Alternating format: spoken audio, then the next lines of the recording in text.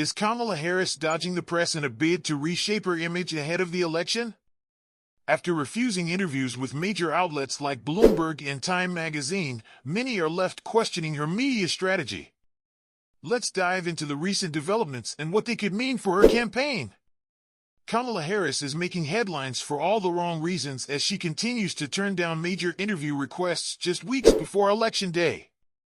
Recently, it was revealed that her campaign rejected an interview proposal from Bloomberg News, a significant media outlet founded by former New York Mayor Michael Bloomberg, who himself had a brief run in the 2020 presidential race. This refusal comes on the heels of Harris also declining interviews with CNBC and the highly regarded Time magazine. The implications are profound, especially as Harris finds herself at the center of media scrutiny, with critics arguing that her reluctance to engage may signal a deeper issue regarding her readiness for the presidential spotlight. During a recent CNN segment, the anchor Boris Sanchez confronted Harris's campaign spokesman, Ian Sams, about the vice president's apparent absence from key media events. The vice president was invited to appear with CNBC but declined, Sanchez pointed out, further emphasizing that she also skipped the Bloomberg conversation and an interview with Time.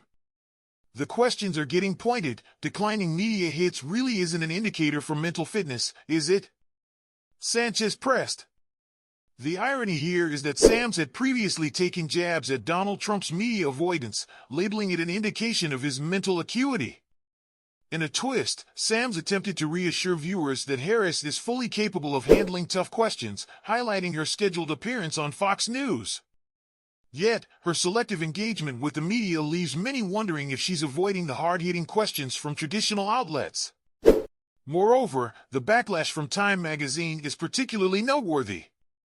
Mark Benioff, the magazine's owner, expressed his disappointment on social media, revealing that Harris has consistently turned down interview requests unlike any other presidential candidate. He noted the commitment to transparency at Time, contrasting it with the lack of engagement from Harris. Why isn't the vice president engaging with the public on the same level, he questioned, referencing interviews that other candidates have willingly participated in. This raises eyebrows, especially when juxtaposed with Harris's more unconventional media choices. While she has sat down for some interviews, like with 60 Minutes and CNN, her preference for platforms like Howard Stern and the raunchy podcast Call Her Daddy have been met with skepticism, leaving many to ponder her overall media strategy. In an interesting turn, despite snubbing Time for an interview, Harris did engage in a photo shoot with Vogue, where she was praised as the candidate for our times.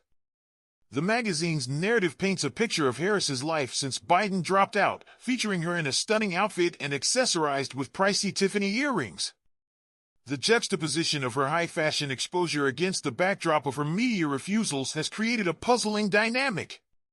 It feels like a strategic play, but critics are increasingly questioning whether it's the right one, especially as the election draws closer and the stakes get higher. As Kamala Harris navigates these turbulent waters ahead of the election, her media strategy remains a hot topic of debate. Is she making a wise choice by selectively engaging with the press, or is it a sign of deeper issues? We want to hear your thoughts. Drop your comments below and let us know what you think about her approach. Don't forget to like and subscribe for the latest updates on this evolving story. Thanks for tuning in.